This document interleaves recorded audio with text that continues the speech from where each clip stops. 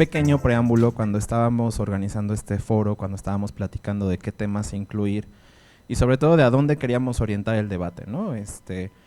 Pues el contexto ya lo sabemos, o sea, es un horizonte complejo el que viene, tanto acceso a insumos, la pandemia de COVID sigue activa y que nos sigue presentando retos en las comunidades.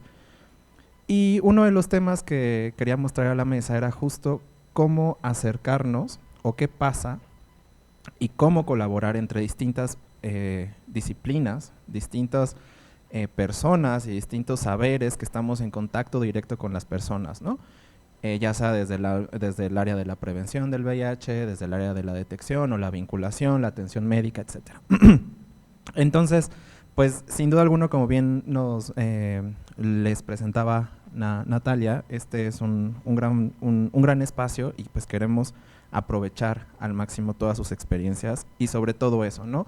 Reconocer y recuperar el trabajo de las personas que están día a día con las comunidades y que están trabajando en el campo. Entonces, pues me gustaría iniciar este panel con una pregunta pues muy sencilla, pero seguro también en la que ustedes podrán compartir muchísimo, que es ¿qué experiencias tienen desde sus disciplinas para la prevención del VIH y otras ITS? Pues no sé si alguien quiere comenzar o desde acá yo designo quién, pero bueno, si quieren a la izquierda, Axel, ¿qué nos puedes compartir desde tu disciplina, la sociología, pero también desde toda la experiencia que tienes en campañas y acompañando a personas?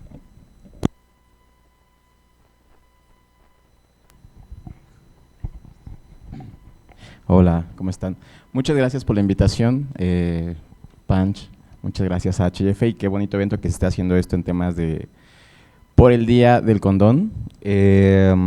Como ya mencionaban ahorita en la presentación que hicieron, bueno, yo estudié Sociología, soy licenciado en Sociología y también trabajo como consejero en salud sexual y VIH en Inspira Cambio, ¿no? Entonces, algunos de los temas que ahí manejamos y que hemos venido trabajando precisamente tiene que ver con el tema de la prevención y cómo construir nuevas narrativas y nuevas aproximaciones, tanto en la práctica como en el discurso, para entender la prevención, pero también para que la gente, las personas puedan implementar o entender o llevar a su vida práctica todas estas recomendaciones que luego hacemos desde la clínica, desde el espacio de consejería, incluso desde la psicología, ¿no? Bueno, yo no soy psicólogo, pero creo que también entran como todas esas intervenciones. Una de las cosas, por ejemplo, que hemos aprendido y que también hemos venido trabajando en Inspira paulatinamente y que tratamos siempre de incluir en nuestras consejerías y en nuestro trabajo que hacemos al día a día, también particularmente en apoyo comunitario, que es un espacio que tenemos en la Clínica Condesa en Cuauhtémoc, los apunté porque los quiero mencionar, ¿no? Justo para que no se vayan las ideas. Pues primero nos importa mucho el enfoque comunitario, ¿no? Que es pues precisamente como dirigirnos a las poblaciones desde un discurso y un contexto que las poblaciones puedan entender. Cuando hablo de las poblaciones no solo me refiero a las poblaciones clave, ¿no? Que ya conocemos en temas de VIH, sino también a todas las poblaciones que, por ejemplo, en el caso de la Clínica Condesa, pues que llegan todos los días, ¿no? Que no necesariamente son las poblaciones clave, pero que sí pueden ser poblaciones que están en contextos de vulnerabilidad social frente a la epidemia. Entonces, esto implica también un trabajo comunitario que es una forma quizás de romper con este discurso a veces más vertical que puede haber desde la clínica, ¿no? O sea, la clínica pensándola como una institución en general, no la Clínica Condesa necesariamente, ¿no? O sea, la clínica podría ser cualquier otro hospital, ¿no? Y evidentemente también esto hace que al ser comunitario también el enfoque sea un poco personalizado, ¿no? O sea, a veces como que la información que tenemos en temas de salud sexual y de prevención, obviamente es importante tener como un discurso muy general sobre cómo tenemos que trabajarlo, pero creo que también tenemos que aterrizarlo al lenguaje, a las necesidades y a los contextos de cada una de las poblaciones, e incluso yo podría decir dentro de cada una de las personas de esas poblaciones, ¿no? No es lo mismo hablar sobre los usos y no usos del condón con una mujer trabajadora sexual trans, con una mujer trabajadora sexual cis, o en qué contextos de trabajo sexual están llevando el trabajo sexual, ¿no? Con hombres que hacen trabajo sexual o con consumidores de sustancias. Hay que particularizar muchísimo, la edad también incluye, a veces entra dentro de esto, ¿no? El contexto en el que estén viviendo.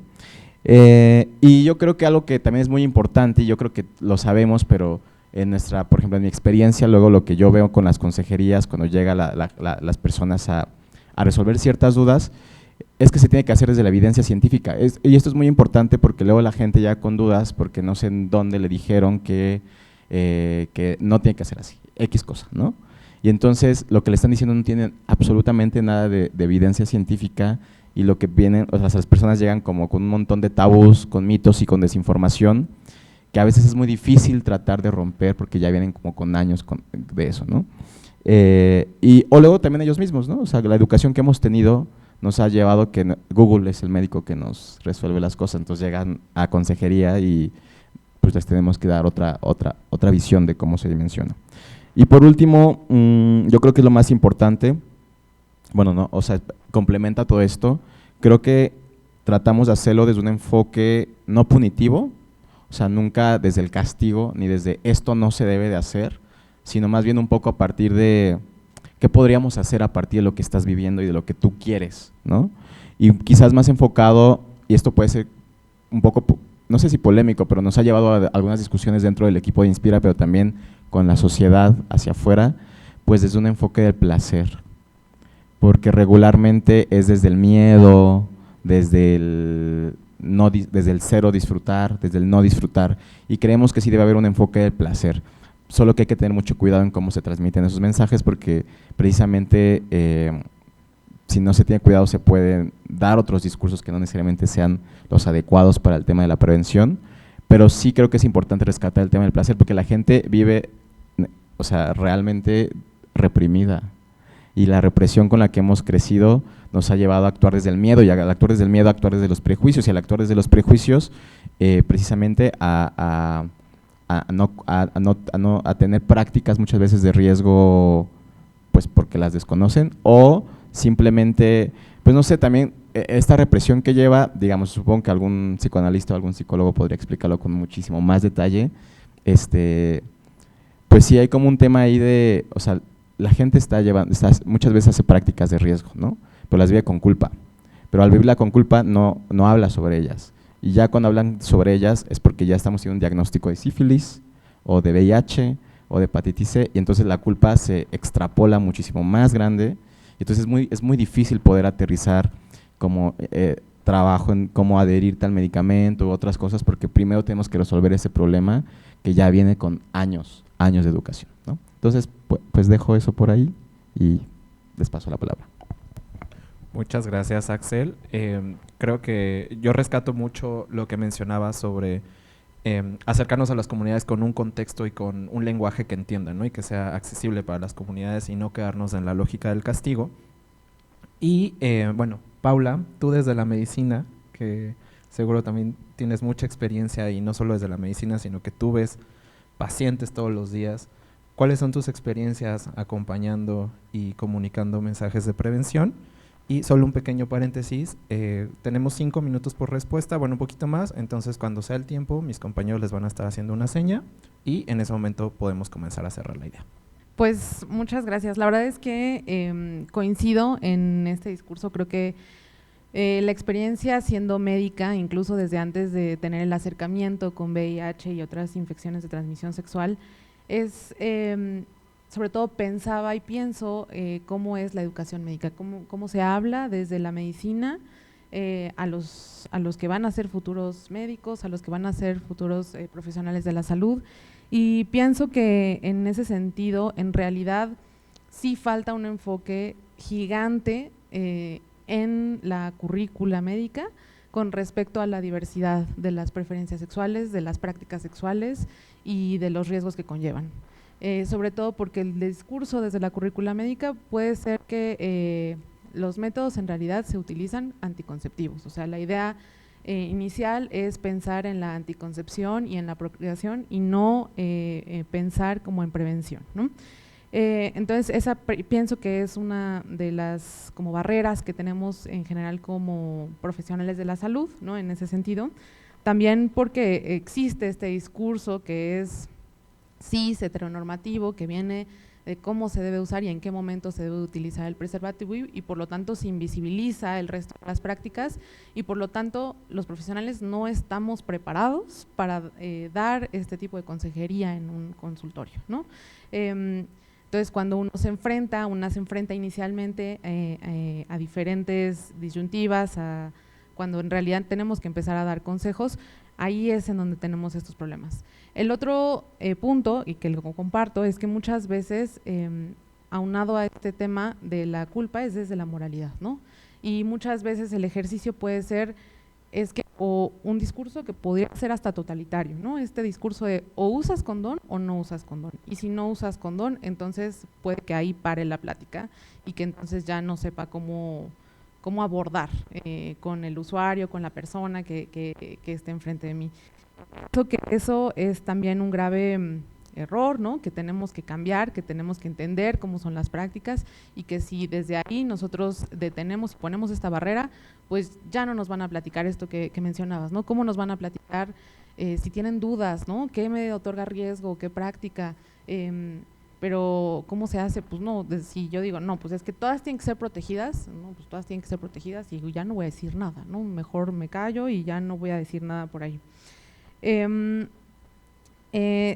Efectivamente, ahora preparándome un poco para este foro, pienso también que hay ahora muchas intervenciones que están desde el placer, ¿no? Cómo plantear esto del placer y que claro que tiene que ser una de las estrategias, porque inclusive pensaba en que se vive con tanto miedo que hay que retomar el uso del preservativo como una práctica placentera y que efectivamente tiene que ser, hay que tener cuidado con cómo se aborda el placer, pero se tiene que incorporar. Si no lo incorporamos en las estrategias de prevención combinadas, pues no vamos a tener tanto pues acercamiento, ¿no? En ese sentido. Y también otra de las cosas que pienso es que en general los profesionales de la salud, los médicos, la enfermería, estamos acostumbrados a controlar nuestro entorno, ¿no? Incluso pues en términos hospitalarios, ¿no? Pues entonces yo controlo cuánto agua tomas y cuánto tienes, pero no estamos, incluso desde la educación médica, acostumbrados a tener este entorno en el que no controlamos nada, ¿no? Y en el que estamos además en un primer nivel de atención. Y que eso es tan importante porque tenemos que tener actividades extramuros, tenemos que acercarnos a las comunidades para saber con qué estamos lidiando y cómo enfrentarlo y cómo ver las diferentes prácticas y que no va a ser la misma estrategia para las diversas poblaciones que hay, ¿no?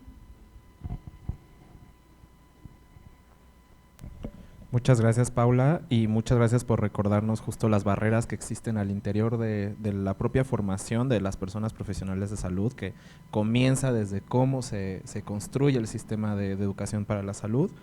Y yo solo agregaría que justo lo complejo es que a veces, o no a veces, sino que cuestionar algo que te dice un médico, una persona, un profesional de la salud, es también cuestionar una autoridad, ¿no? Porque son también posiciones muy verticales, posiciones en las cuales la persona se posiciona desde, pues desde el poder.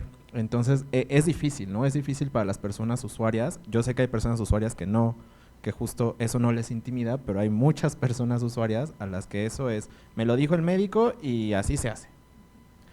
Y bueno, justo para continuar con esta primera pregunta y este primer espacio, Germán, desde tu experiencia y desde la psicología, ¿cuáles han sido tus experiencias para la prevención? Yo creo que tenemos que tomar en cuenta no solamente el contexto en el que están inmersas las poblaciones a las que estamos dirigiendo los mensajes, sino tomar una verdadera reflexión sobre nuestro propio contexto cuando queremos enviar un mensaje y tener en cuenta que nuestro propio contexto también nos está delimitando, marcando, sesgando en la manera en que estamos dando esos mensajes y que yo creo que parte de la currícula, no solamente médica, no sé si desde la sociología, pero sí en la psicología también, hace falta mucho como vernos hacia adentro para después de ahí saber qué tipo de mensajes estamos construyendo.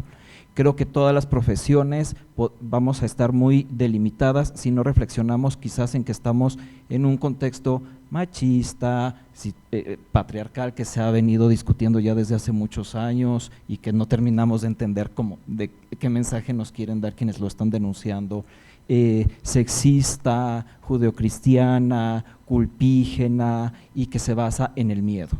Ajá. Y entonces, cuando nos enfrentamos a una problemática de atender a un otro, desde la consulta clínica, desde la consejería, desde la médica, y está en crisis, mucha de la teoría entonces también se nos va, se nos borra, y lo que sale ahí son nuestras propias herramientas como persona, más allá de los años y la carrera que hayamos estudiado. Digo, eso nos moldea un poco, pero sale ahí pues como aprendimos. Y entonces en una sociedad en donde aprendimos a la letra con sangre entra y tocarte es mal, lo que se ha denunciado ya tantas veces, en realidad es lo que de repente se pone en juego. Y decimos, bueno, voy a tratar de quitarme esos juicios y prejuicios y entonces voy a tratar de hacer algo diferente, y en ese tratar nos quedamos en una… creo que en un nivel muy básico cuando hablamos de prevención o de campañas de prevención, que es la información. Ponte condón y ya, ¿no? Tómate el antirretroviral y ya, pórtate bien, sé bueno y ya.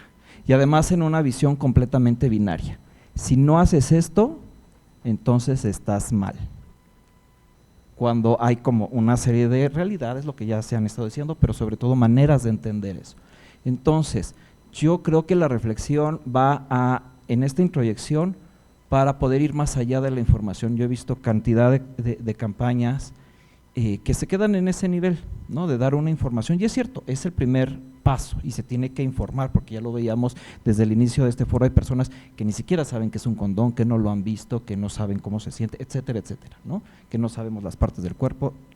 La información, pero después esa información que se queda como en un nivel cognitivo, en un nivel acá teórico, pues la tenemos también, y ahí es donde creo que los psicólogos podemos aportar, tenemos que traducirla también a un terreno emocional, y de ahí va a pasar a la acción.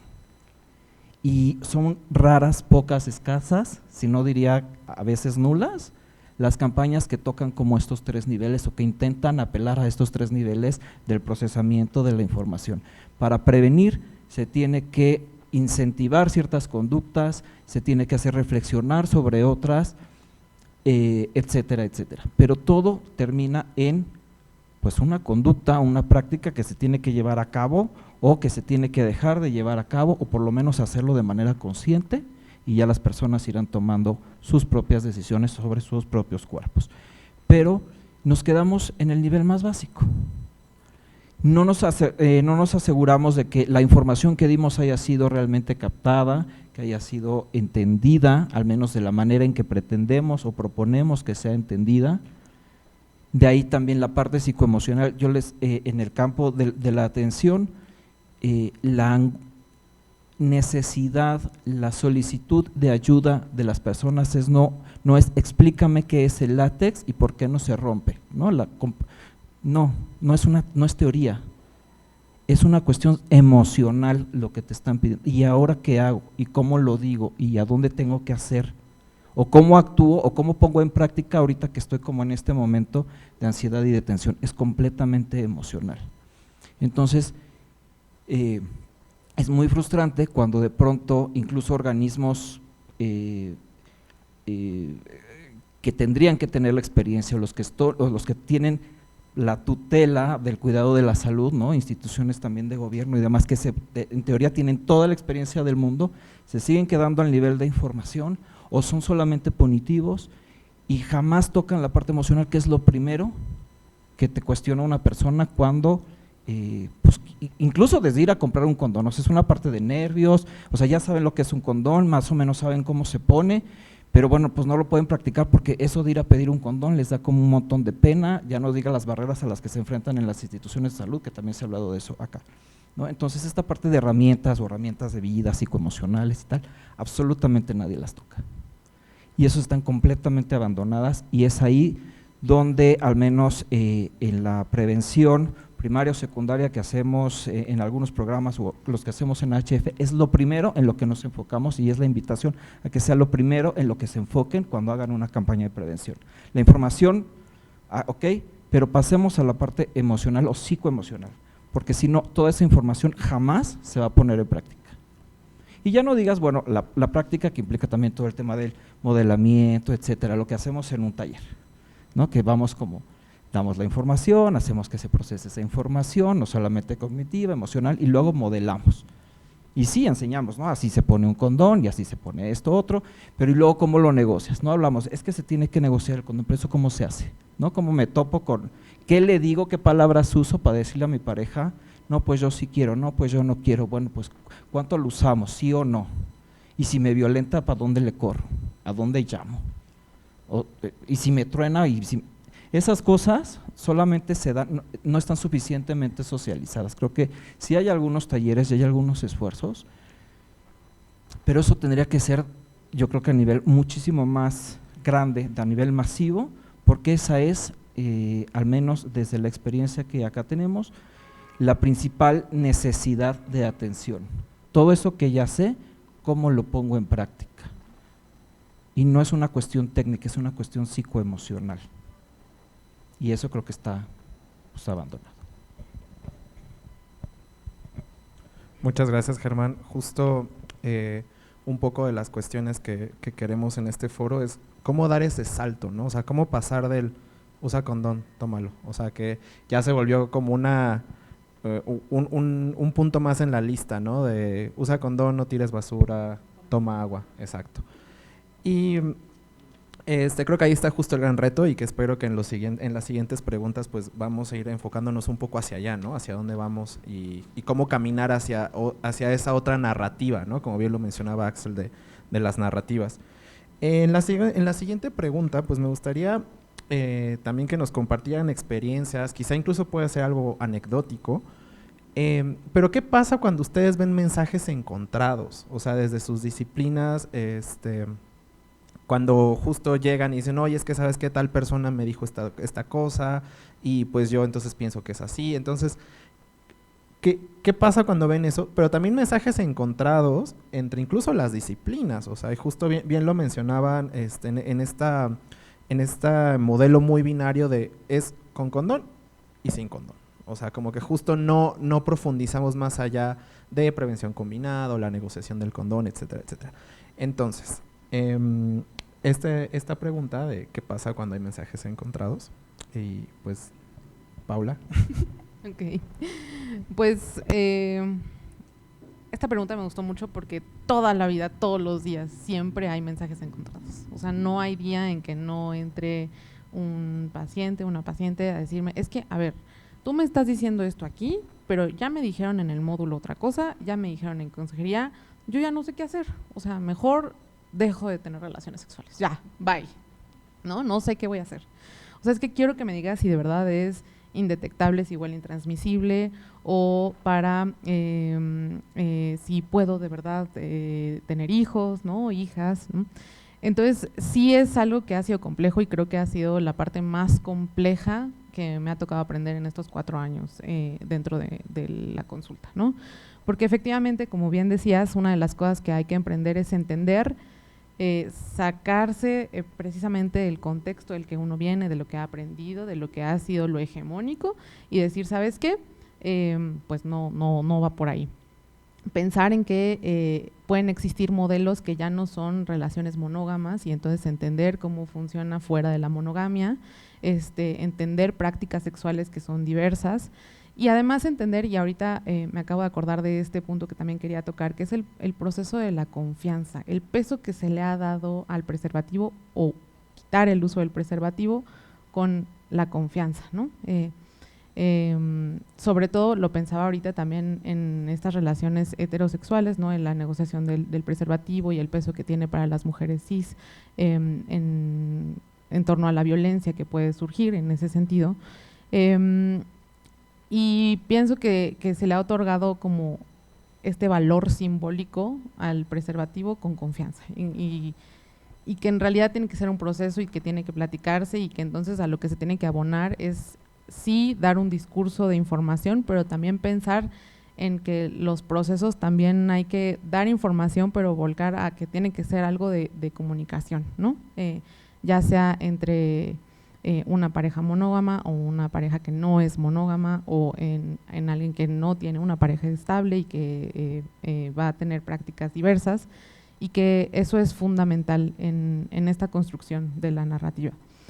También es, pues sí, el acceso a la información e inclusive cómo persiste a pesar de todo eso, y es algo que se tiene que trabajar, inclusive aunque lo trabajemos en una sola ocasión y puede que a la siguiente consulta nuevamente tenga exactamente la misma duda, y entonces en ese sentido la pregunta es ¿cómo acompañar?, ¿no? En realidad pienso que todavía no tengo una respuesta porque se siguen encontrando estos mensajes, y sí pienso que también ahí muchas veces pasa que es que hasta que me diga mi médica o médico, yo voy a tomar decisiones, no le voy a creer a nadie más, mi médica me dice, mi médico me dice.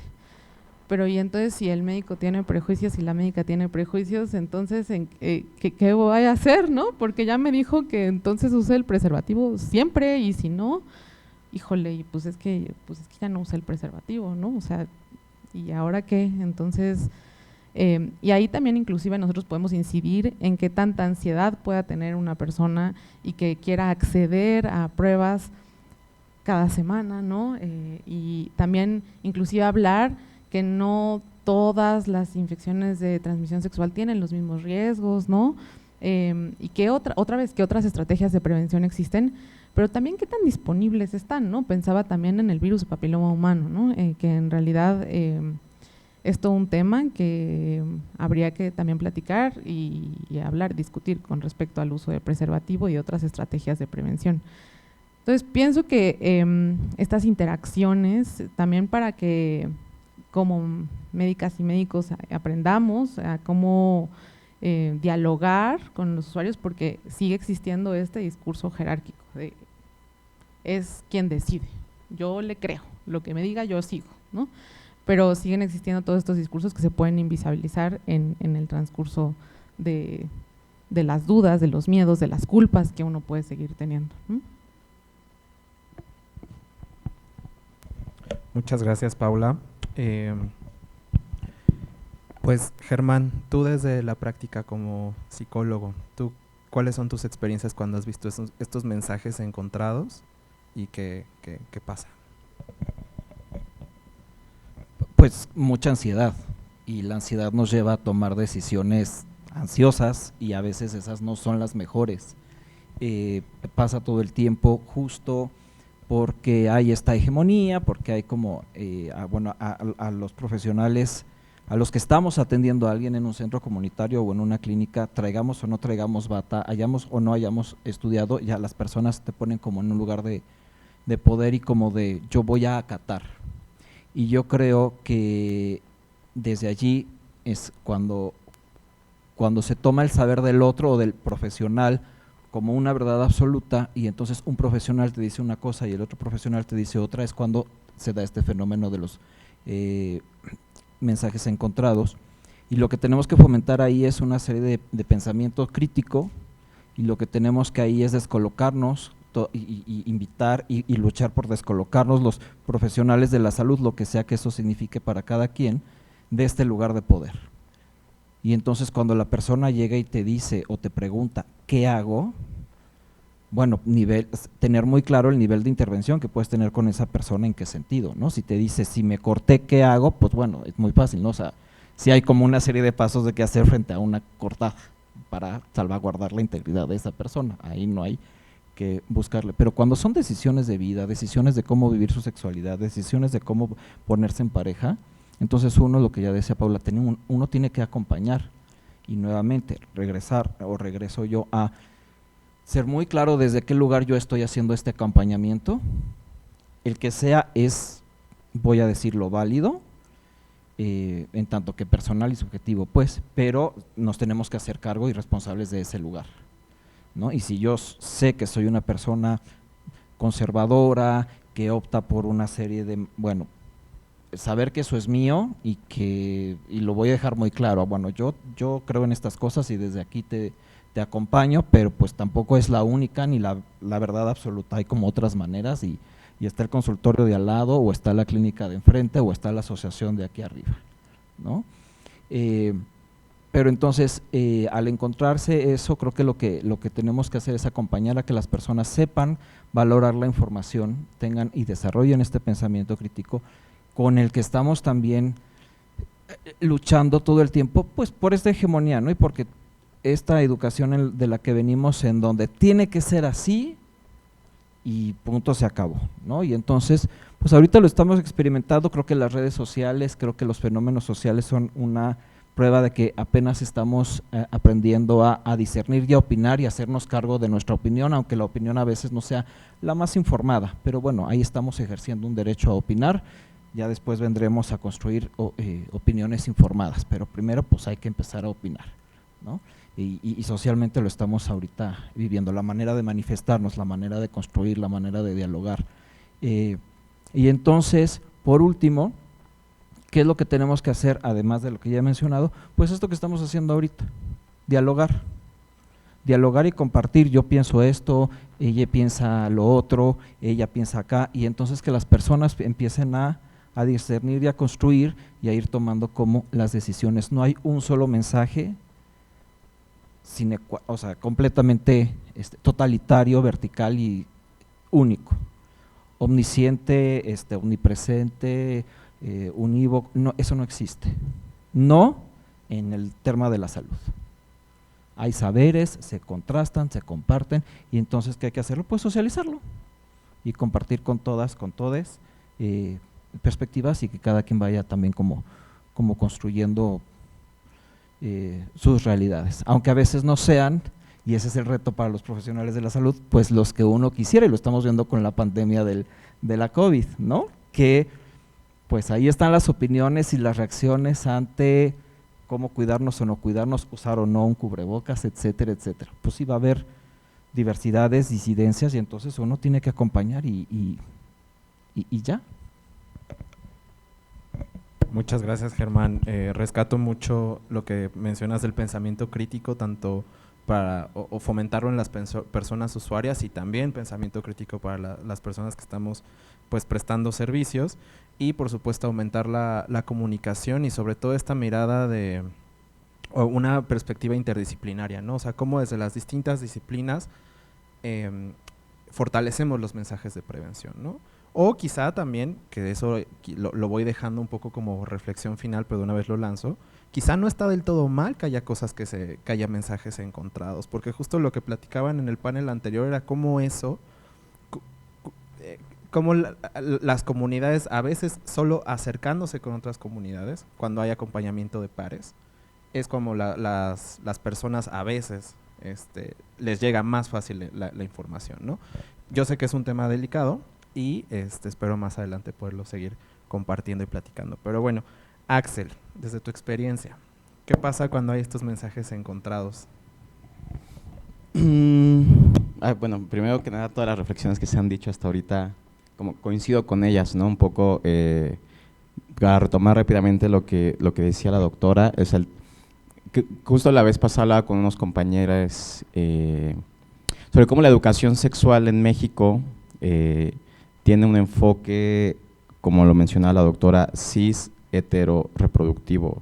O sea, porque ni siquiera, o sea, pensemos como en el hombre heterosexual, ¿no? Que sería como este ideal o sea, el ideal privilegiado, de la figura privilegiada en o sea, ni siquiera los hombres heterosexuales disfrutan de su sexualidad desde el placer, en el sentido desde el placer, el autocuidado y el conocimiento de su propio cuerpo. O sea, obviamente el tema de la masculinidad los lleva a moverse en el campo de la sexualidad con mayor libertad, pero no necesariamente con mayor autocuidado, ¿no? Y eso tiene que ver porque nuevamente la educación sexual se ha pensado siempre desde un enfoque reproductivo. Entonces, pues lo único que están pensando es en anticonceptivos, pero no necesariamente en temas de salud sexual, en virus de papiloma humano, en sífilis, en gonorrea, y en VIH pues más o menos porque pues, piensan que es de hombres homosexuales nada más, ¿no? O de trabajadoras sexuales, que por ahí ya voy justo a uno de los ejemplos en los que encuentro narrativas encontradas. Pero entonces, como mencionó la doctora, o sea, al tener una educación sexual solamente desde un enfoque cis, heteronormado y aparte reproductivo, pues imagínate cuánto estamos dejando de fuera, ¿no? O sea, todo el placer, incluso el placer de las personas heterosexuales. O sea, si estamos dejando por fuera el placer de las personas heterosexuales que afecta sobre todo a mujeres, pues ya no hablemos de quienes somos parte de la diversidad, pues, o sea, nunca se nos ha enseñado, o sea, crecimos aprendiendo en los espacios de encuentro, en Grindr, ¿sabes? Ahí fue nuestra educación sexual, que es lo que nos ha llevado muchas veces, en el caso de los hombres gays, bueno, yo soy un hombre gay, pues a estar en situaciones de riesgo muy altas y que pues sabemos qué debimos haber hecho ya hasta que pasaron ciertas cosas, ¿no? Bueno, regresando a la pregunta, por ejemplo, a una de las cosas que yo he encontrado y que me parece que tiene que ver esta disyuntiva entre el miedo y el placer, es precisamente con hombres heterosexuales que siempre llegan pero así literal, con un miedo gigante. O sea, los pocos hombres heterosexuales que yo he atendido en las consejerías, y yo creo que podría hablar por la gran mayoría del equipo de consejería de Inspira, digamos, tenemos todos los hombres homosexuales que nos llegan, hay muchos que tienen mucha desinformación, pero también hemos encontrado ya algunos hombres homosexuales que tienen cierta información, ¿no? Pero yo sí podría decir, y esto quizás desde lo empírica, que muchos hombres heterosexuales que llegan con un miedo, pero un miedo gigante, o sea, gigante sobre su salud sexual, sobre su placer, y muchas veces el caso que más hemos encontrado es porque contrataron trabajo sexual, ¿no? Con una trabajadora sexual, y usaron condón, pero porque fue una trabajadora sexual, ya asumen que tienen SIDA, ¿no? Porque aparte hablan del SIDA, ¿no? Pues aquí ya encontramos un montón de narrativas encontradas que nos empiezan a hablar de cómo ha sido esa educación sexual y ese acercamiento a las estrategias de prevención y también los prejuicios que tienen sobre las poblaciones clave y sobre ciertas poblaciones vulneradas, que primero los lleva a no disfrutar su sexualidad, en segundo lugar tener culpa y en tercer lugar a cargar esa culpa también a las chicas, ¿no? A las chicas trabajadoras sexuales. Entonces lo único que alimenta es un círculo de estigma, de prejuicios y de violencia, porque seguramente, o sea, si este chico se le informa, se le da una mala información, estoy segurísimo que si vuelve a contratar a otra compañera, la puede violentar, o sea, sabes, ahí puede ya haber como un círculo de violencia solo por la desinformación y por los prejuicios que se alimentan por la mala información que se tiene, ¿no? Entonces, con ellos siempre hay que primero aterrizar, o lo que hemos hecho es como, pues un poco hablar de por qué el trabajo sexual o las compañeras trabajadoras sexuales no necesariamente los están exponiendo a una situación de riesgo, ¿no? 2, que usaron condón y por qué el condón, si lo usaste bien, no te está exponiendo a una situación de riesgo en temas de VIH, ¿no? Y 3, también empezar a descentralizar todas las estrategias, o sea, cómo se piensa todas las estrategias de prevención en torno al VIH, ¿no? Porque a veces como, ok, entonces me estás diciendo que ya no tengo VIH, ok, está bien.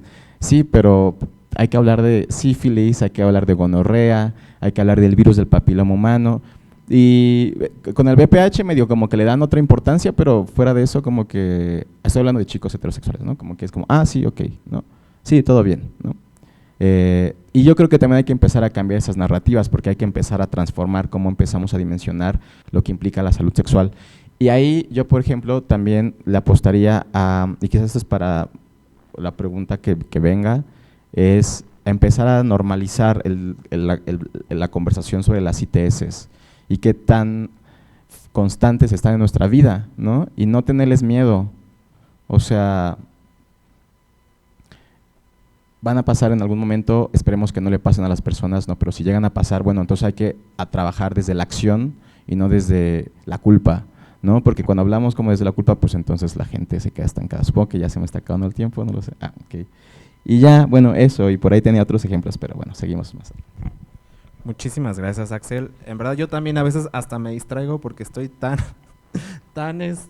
procesando toda la información que están dando, porque creo que han aportado reflexiones muy, muy valiosas cada quien desde sus experiencias y desde sus disciplinas y espacios, que en verdad yo estoy muy, muy contento y Muchas gracias también, Axel, por recordarnos también cómo los prejuicios van abonando a todo este gran círculo y espiral de violencia que termina, pues sí, afectando a otras poblaciones y llevándose también a la propia persona que está involucrada en eso, ¿no? Y justo ya para terminar, que quizá es una pregunta que requiere un foro completo, muchos foros, o seguir esta conversación, y creo que lejos de pensar que vamos a terminar con esta pregunta en estos minutos que tenemos para abordarla, pues creo que justo más bien podríamos comenzar una discusión, ¿no? Que espero que más adelante podamos retomar en otros espacios. Y pues un poco para ir haciendo un cierre o como una reflexión final, ¿cómo caminar hacia un cambio de narrativas y estrategias que favorezcan el autocuidado de las personas? También un pensamiento crítico, que lo mencionaron hace rato, y también de una vez le agregamos placer, ¿no? Que es algo que ya salió en varias ocasiones. Entonces, pues bueno, ¿cómo le hacemos? Ya en la primera intervención nos platicaban un poco de sus experiencias, de qué han visto o qué necesitamos desde sus experiencias. Ahora después, ¿cómo lo problematizamos? ¿Qué pasa con todos estos mensajes que vemos, ¿no? Y cómo a la población en muchas ocasiones está bombardeada de información, pero pues desde distintos actores, desde distintas posiciones de poder, etcétera. Y ahora la pregunta del millón, ¿cómo le hacemos? ¿Hacia dónde caminamos? ¿Qué acciones implementamos? Y les digo, quizá es más bien un inicio de una conversación que espero retomemos y que también lo hagamos de una manera interdisciplinaria. Entonces, ¿cómo caminamos hacia el autocuidado, el placer y el pensamiento crítico? ¿Quién quiere comenzar? Axel. Pues tú levantaste la mano, Axel. Mira, justo, o sea, la primera que yo decía era, sí hay que empezar a tener un discurso de también a entender las infecciones de transmisión sexual como algo que es parte de la sexualidad, ¿no? Y cuando hablo parte de la sexualidad, pues que puede darse, no necesariamente se tiene que dar, pero que puede darse. Entonces, a partir de ahí, yo creo que empezar a crear planes de intervención, de acción a partir de ellas, o sea, no de ¿qué hubieras hecho si es que lo hiciste mal? O sea, no, bueno, ya está, ¿no? ¿Qué vamos a hacer? ¿No? ¿Y qué tienes que hacer? ¿No? Tal. Entonces, yo creo que hay que pensar en como estrategias de prevención o de acción a partir de lo que podría suceder. Y un poco desde el respeto de los contextos de la persona. Yo aquí, por ejemplo, algo que también quiero decir, que en el tema del pensamiento crítico me parece muy importante, pero también tiene que ser un pensamiento crítico enfocado en el contexto de la persona, porque la idea del pensamiento crítico puede ser también muy individualista, o sea, en el sentido de que, ¿cuál es el pensamiento crítico? ¿No? ¿Qué es un pensamiento crítico? Entonces, yo, por ejemplo, creo que algo que a mí sí me pasó, un caso que nos pasó en Inspira con PrEP, por ejemplo, un chico que no ha ido o sea, siempre llega muy tarde y todo esto, ¿no? Y pues yo, o sea, ya estábamos decidiendo en el equipo, bueno, ¿qué vamos a hacer con este compañero?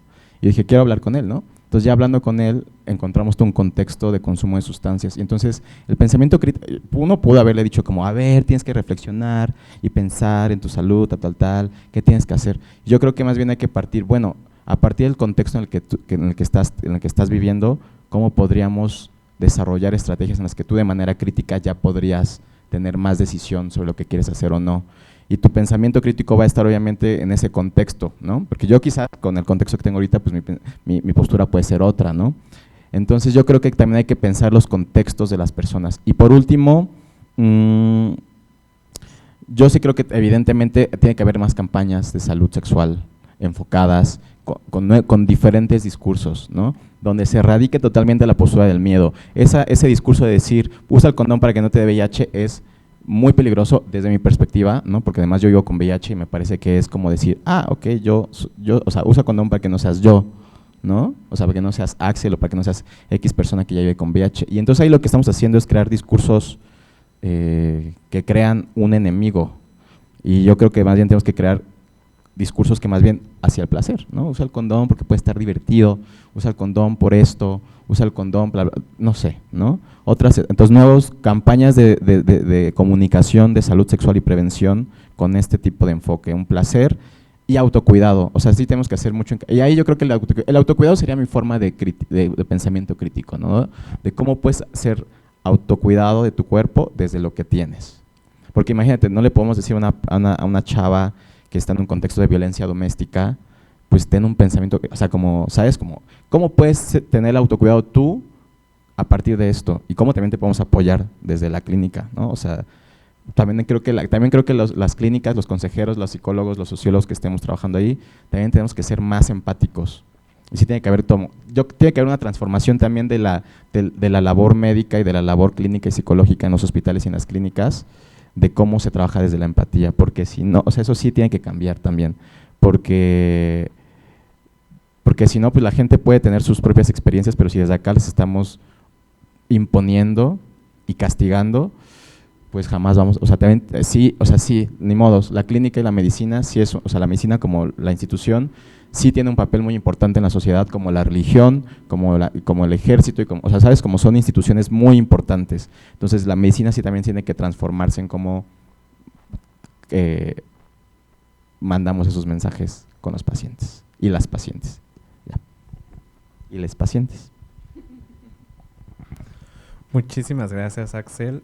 Me gustaría que siga Germán, porque así ya intercambiamos todo el orden de las intervenciones. Creo que vamos a necesitar más espacios para hablar de autocuidado y justo profundizar qué es el autocuidado, ¿no? O sea, porque creo que también va a hacer falta esa discusión y sin duda coincido contigo de entender los contextos, ¿no? Creo que eso es algo que ha pasado, una reflexión constante durante todo el día, desde el panel de América Latina, las compañeras cuando hablábamos de uso del condón interno, hace rato con las compañeras trans, como la importancia de conocer y ser empáticos y sensibles y aproximarnos conociendo eso a los contextos de las personas, ¿no? Y por supuesto también respetando la autonomía y la capacidad de decidir de estas personas.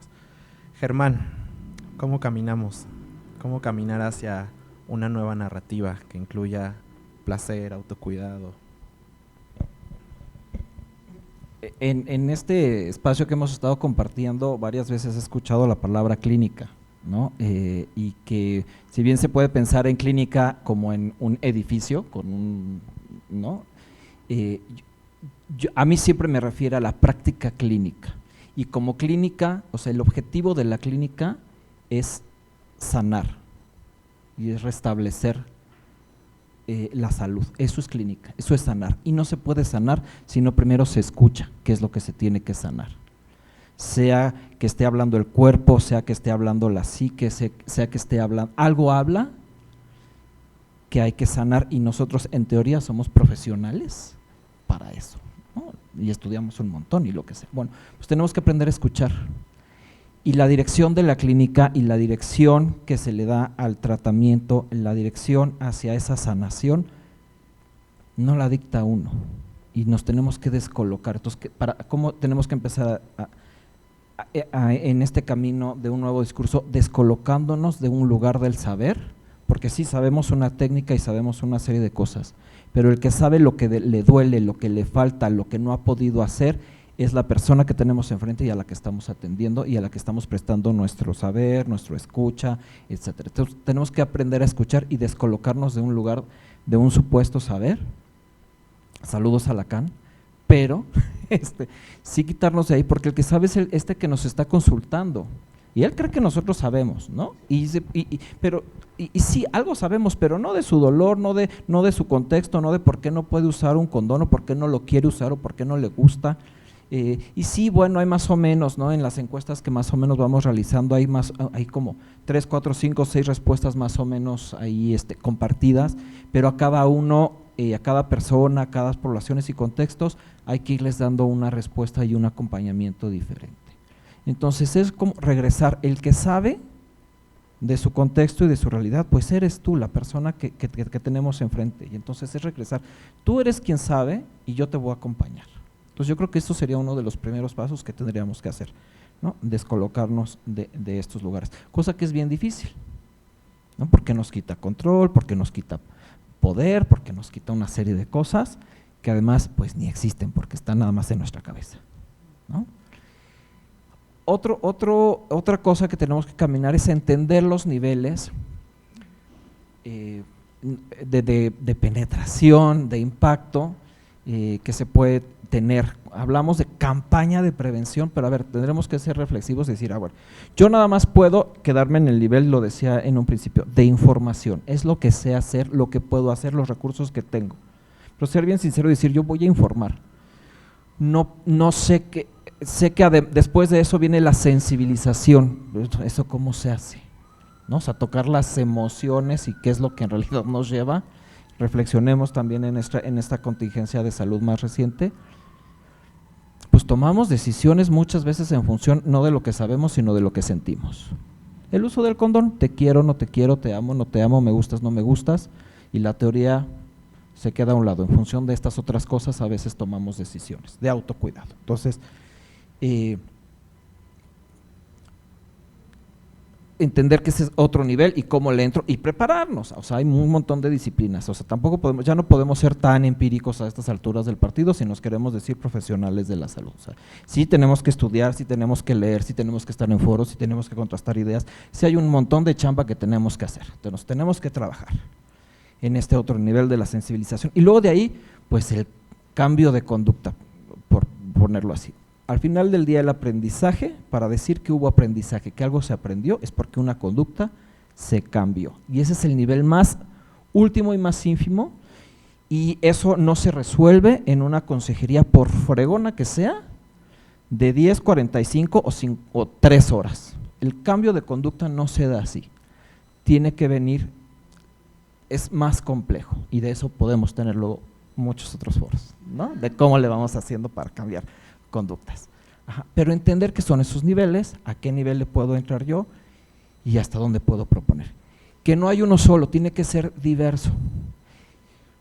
Yo no soy tampoco partidario del miedo, y yo creo que tampoco hay que educar en función del miedo. Creo que el miedo solito surge cuando se da una noticia, no, surgió un nuevo virus y entonces, no, bla, bla, bla.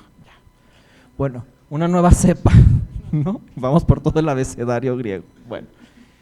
El miedo ya se da allí, el miedo tiene una función que es de alertarte y hasta ahí se puede quedar, pero ese no tiene que ser el foco, tiene que ser de asertividad, de confianza en uno mismo, en una misma, y de que yo puedo tomar decisiones y que si necesito ayuda para empezarlas a tomar, pues saber a dónde tengo que ir para tomar esas decisiones, pero esta cuestión de agencia, de apropiarte de tu cuerpo, de tu placer, y de todo lo que tiene que ver contigo, con tu realidad, y saber acompañar esa parte.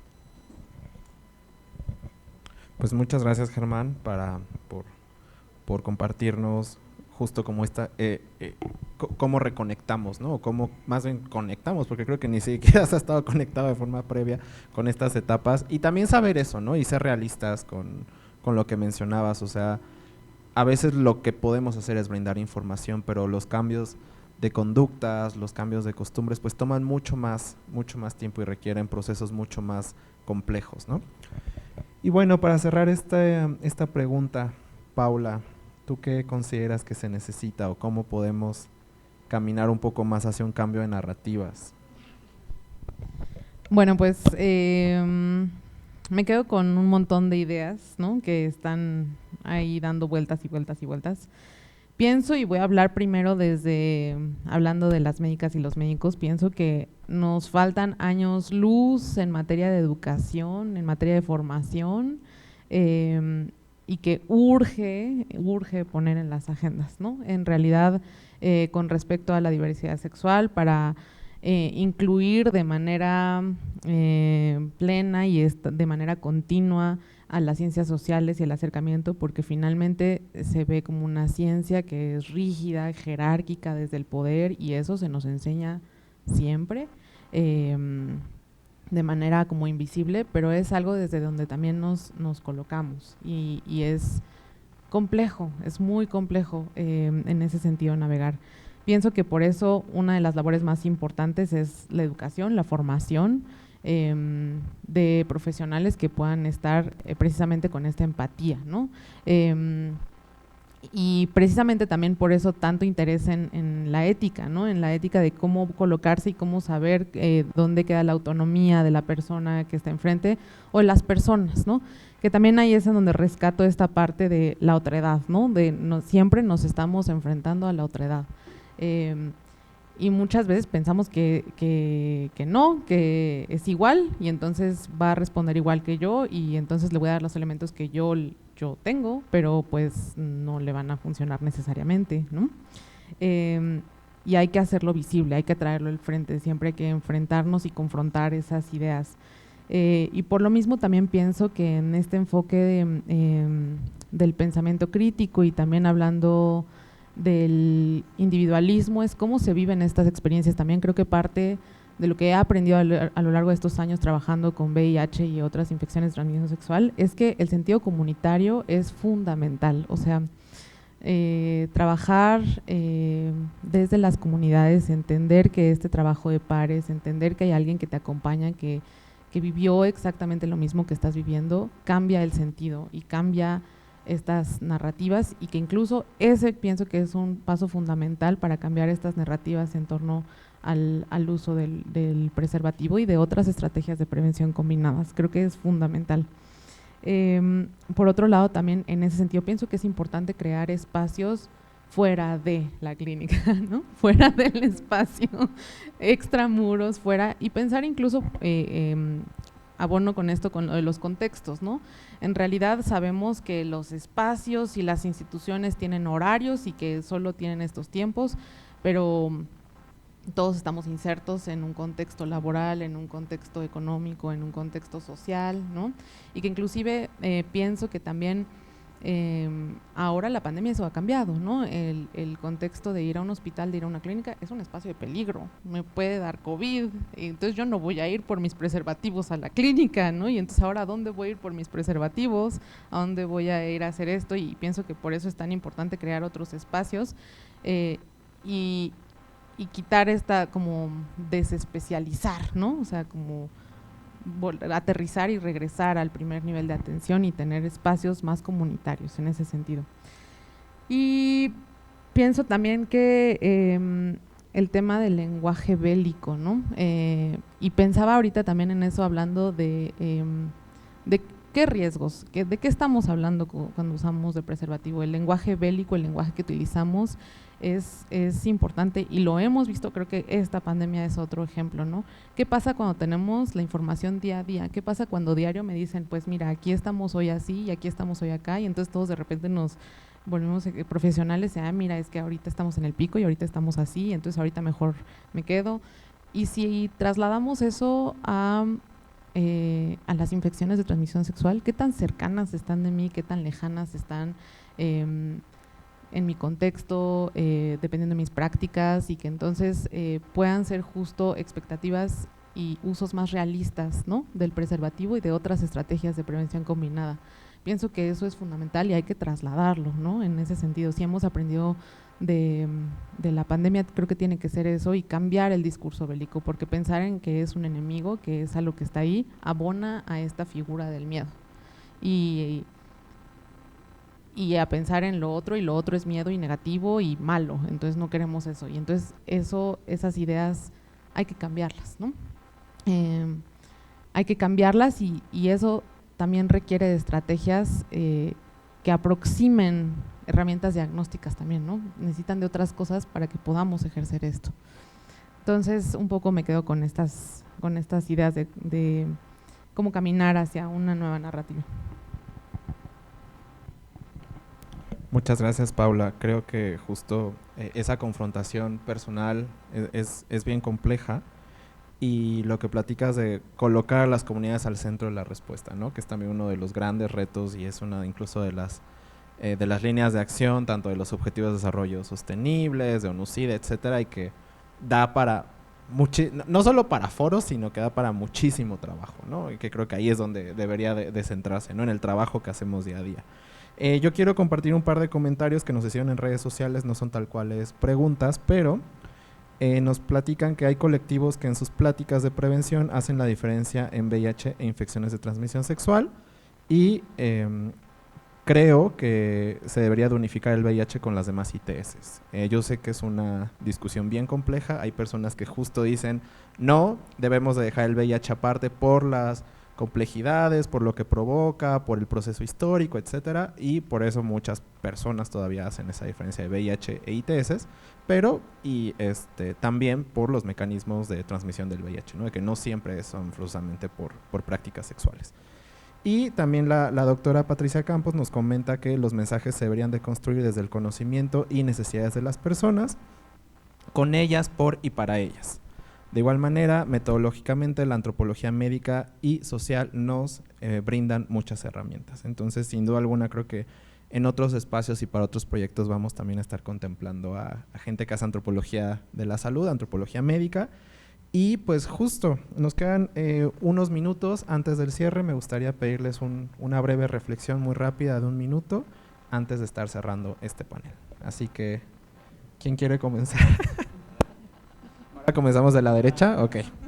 Vas, Germán. Un breve mensaje para cerrar. Gracias. Había en estos meses rodó en redes sociales una reflexión que decía: la vida no puede ser ir a trabajar de lunes a viernes y el fin de semana lavar la ropa y ya, tiene que haber algo más, y ese algo más tiene que ser, ¿qué puede ser? Pues yo creo que es el arte, y yo creo que a lo que sea que te dediques, sea la salud, sea específicamente el VIH, tenemos que acercarnos al arte, porque es lo que nos invita, nos motiva y nos mueve a pensar siempre más allá y más allá, hacia afuera y hacia adentro, y es desde allí donde se puede construir y cambiar un otro discurso.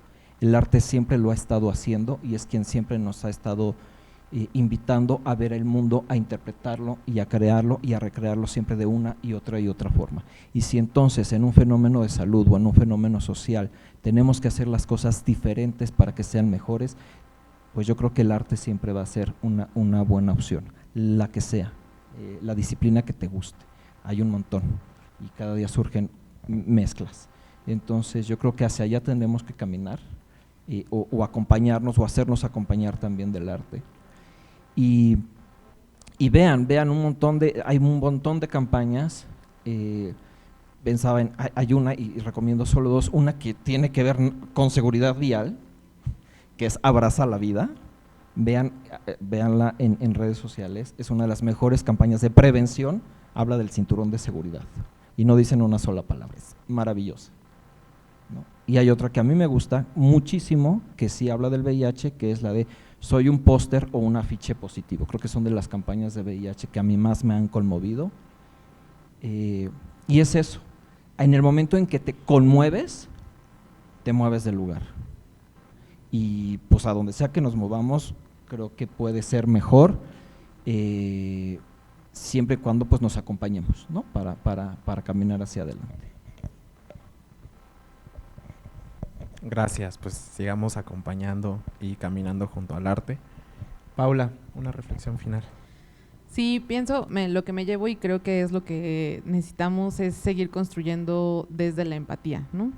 Siempre, incluso desde otros espacios nos hemos preguntado cómo fortalecemos la empatía, cómo enseñamos empatía, cómo se crece, y pienso que es lo que es importante, es el mensaje final que yo me llevo. Incluso pienso que también es lo que el arte nos brinda, ¿no? Es volvernos, hacernos empático hacia otras posibilidades de existencia. Y otra reflexión que me llevo es, pienso que una de las cosas que nos ha pasado en los últimos años es este enfoque individualista que hay que quitar, o sea, que hay que quitar este enfoque individualista que nos puede dejar solos, solas, y que no abona. Entonces, por eso pienso que de pensar desde la colectividad y desde lo comunitario es fundamental para existir.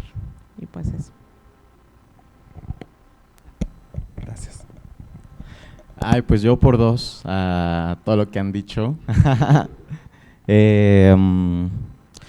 Lo que pasa, me sumo, porque, o sea, algo que mencionaban ahorita como el tema de la empatía, que se puede hacer a través del arte, pero también a través de otras estrategias de prevención, de comunicación, que tengan otros discursos. O sea, yo como que le apostaría a eso, ¿no? Que tanto personal de salud, médicas, médicos, consejeres, consejeras, consejeres,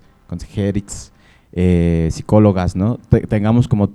Busquemos tratar como de tener otras narrativas cuando hablamos sobre salud sexual, sobre prevención, que tengamos muy en cuenta los contextos de cada persona, ¿no? Y eso se puede manejar a través de la empatía, que también se tiene que trabajar la empatía, o sea, no es como, sí, la empatía nada más, ¿no? También tiene que haber procesos de sensibilización.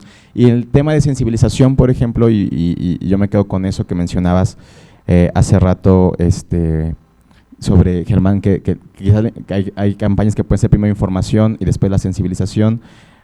Justo yo me quedaba pensando con una de las actividades que hicimos el año pasado, y esa fue una reflexión que yo tuve después, como solo, ¿no? en una actividad que hicimos en el festival. Fue un micrófono abierto, ¿no? Y entonces se dio la oportunidad de que personas con VIH pudiésemos compartir nuestra experiencia desde el poema, lo que tú quieras. Y a ese micrófono abierto fue gente que para nada sabía que, o sea, iban más que todo porque quien dirigía el micrófono abierto que por el festival, ¿eh? O sea, de repente me acuerdo que después de haber leído unos manifiestos y poemas, uno de estos chicos, ¿no?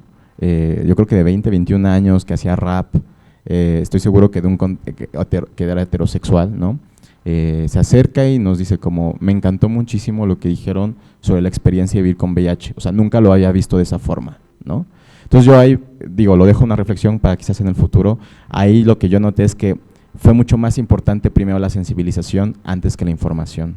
O sea, quizás él no sabía bien si VIH es lo mismo que SIDA, o sea, quizás no tiene claro eso, pero desde el momento en que cambia su narrativa de cómo aproximarse al VIH, seguramente después podemos ya trabajar el tema de la información, ¿no? Y ya, me quedo con eso, el arte, la empatía y la sensibilización. Muchísimas gracias, Axel. Pues sigamos sensibilizándonos e informándonos. Muchísimas gracias, Germán, muchísimas gracias, Paula, muchísimas gracias, Axel. Nos llevamos grandes reflexiones de toda esta jornada, de este panel en particular. Obviamente esta jornada, todas las sesiones que hemos tenido hoy, pues van orientadas también a que desde acá se hagan reflexiones pertinentes, ¿no? Y abonemos a continuar en los caminos de la prevención, en los caminos de la promoción del condón interno, externo. Y bueno, este es el último panel, ya estamos cerrando todas nuestras actividades en conmemoración del Día del Condón, todavía nos falta una en Ciudad de México, pero ya prácticamente estamos acabando después de un mes bastante pesado, bastante movido, pero con muchísimas experiencias y con muchísimos aprendizajes y sobre todo muy, muy felices de poder estar acercándonos a las comunidades. No me queda más que agradecer a todas las personas que nos han estado acompañando, especialmente a todo el equipo del RULE, que ha sido un gran equipo y que nos han facilitado un espacio increíble para poder hacer este foro. También a toda la oficina de AHF América Latina y el Caribe y, por supuesto, muy, muy importante, al equipo de Pruebas Rápidas y Prevención, que también ha estado aquí apoyando todo el día y que seguirán apoyando.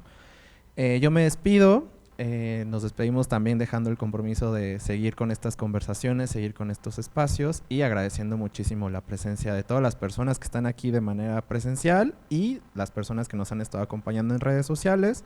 Por último, decir que estas conversaciones van a estar disponibles en nuestras redes sociales, entonces si en algún momento no pudieron estar en alguna o quieren ver otra o se acordaron de algo que dijo tal persona, van a poder consultarlos más adelante.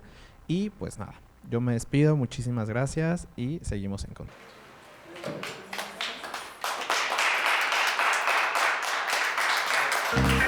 Thank you.